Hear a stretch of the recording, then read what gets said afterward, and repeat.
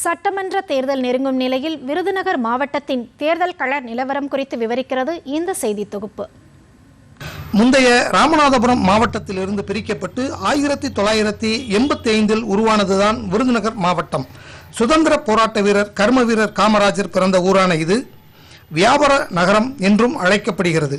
நாயக்கர் ஆட்சி, நவாப் ஆதிக்கம் மற்றும் பிரிட்டிஷ் ஆட்சியின் கீழ் இருந்த இப்பகுதி 1923 விருதுப்பட்டி என்ற பெயரிலிருந்து விருதுநகராக மாறியது. விருதுநகர் மாவட்டத்தில் ராஜபாளையம், சிறுவில்லிபுத்தூர், சிவகாசி, சாத்தூர், விருதுநகர், அருப்புக்கோட்டை மற்றும் திருச்சுழி என 7 தொகுதிகள் உள்ளன. பெருந்தலைவர் காமராஜர், குமாரசாமி ராஜா என தமிழகத்திற்கு 2 முதலமைச்சர்களை தந்த மாவட்டம் விருதுநகர்.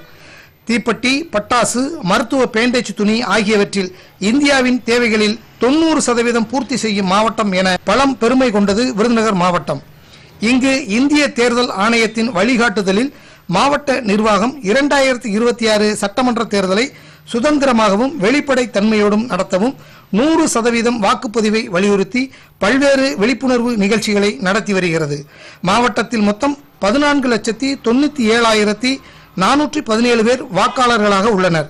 இதில் ஆண்கள் 7,28,539 பேர், பெண்கள் 7,65,632 பேர், இதர வாக்காளர்கள் 246 பேர் உள்ளனர்.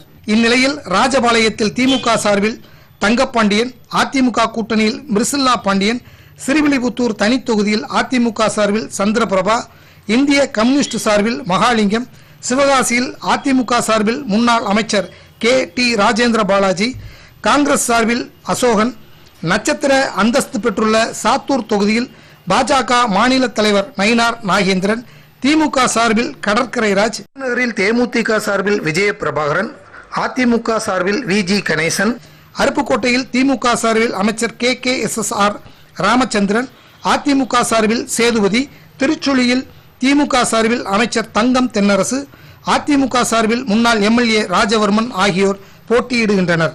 இதேபோல் இந்த 7 தொகுதிகளிலும் நாம் தமிழர், தமிழக வெற்றிக் கழக வேட்பாளர்களுடன் சுயேட்சை என மொத்தம் 135 வேட்பாளர்கள் களத்தில் உள்ளனர். 7 தொகுதிகளிலும் உள்ள அடிப்படை பிரச்சனைகளை வெற்றி பெறும் வேட்பாளர்கள் தீர்ப்பார்கள் என்ற ஏக்கத்தில் வாக்களிக்க காத்திருக்கிறார்கள் வாக்காளர்கள். டிடி தமிழ் செய்திகளுக்காக விருதுநகர் மாவட்ட செய்தியாளர் தா. கமலக்கண்ணன்.